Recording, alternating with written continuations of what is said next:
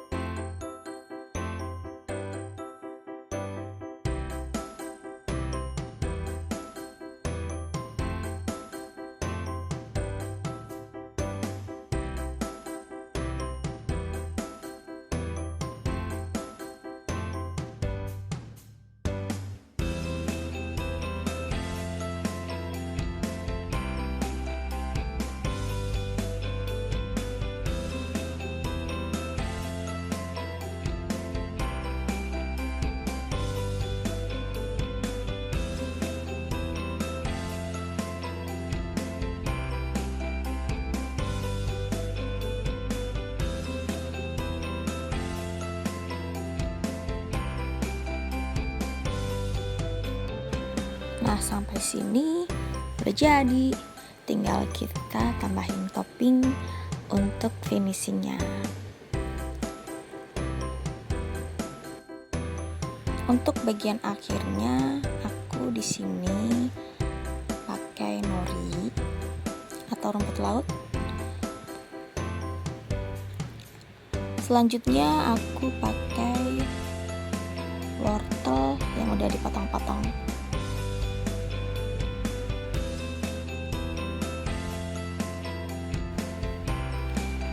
Selanjutnya aku taburin potongan cabai.